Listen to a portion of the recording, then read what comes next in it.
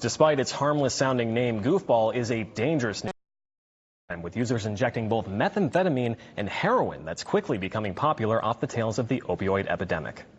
This combination is very dangerous because these highly addictive drugs mask each other's symptoms and can be fatal. According to reports from the DEA, they've seen 118% increase in meth seizures by law enforcement between 2010 and 2017. Here in the Valley, a mother and daughter have a warning and a message of hope. You wonder, if they're okay, if they're eating, if they're sleeping, if someone's hurting them, what clothes are they wearing?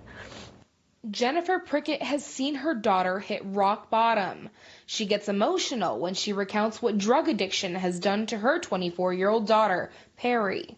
Losing my daughter to drug use over that 14 years or 12 years has been very hard on myself and my husband. Perry Prickett says her drug use has left more than just emotional scars. So I started using drugs when I was about 12 years old, got into heroin at a young age of 14, and really struggled with that for the last 10 years. I'm 24 now. But Perry says she's determined to stay clean this time. She's currently enrolled in an intensive outpatient program based here at the Scottsdale Recovery Center, where Perry is recovering from alcohol and drug abuse, including heroin and meth, a combination known as Goofball. Basically work on the dopamine receptors, and so it releases, you get a huge dump of dopamine, and dopamine is what they call the feel-good gene, or the feel-good neurotransmitter. I would actually go to school withdrawing from heroin and meth, and that was one of the harder things I've had to deal with. It made it so I couldn't go to school. I didn't get to graduate high school because of it. A lot of people, they do report that they call it the roller coaster, and that it'll go up and down, up and down. Most of the times, because of the counseling effect, it does allow the user to use more heroin than anticipated or than wanting to.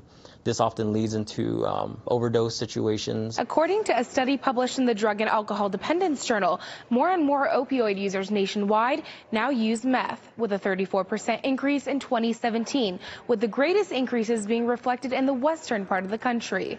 I've had a lot of struggles. I've been homeless for the last year or so, and it's been very difficult for my family as well as myself, and I really just wanted to make a change because I knew I wouldn't survive much longer if it continued. Just not having my daughter with me for all the fun things that we could do together as a mom and daughter. I was just broken down, so mentally, emotionally, spiritually, and the biggest thing I can say is there are people that love you. There's people that want to help you and want to see you succeed.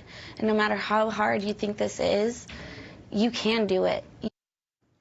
Those who suffer from polydrug addiction need help healing from two separate disorders at the same time, making the road to recovery full of challenges and at times setbacks. Perry is now 51 days sober and is looking forward to continuing on her path to a new start with the support of her family, friends, and physicians.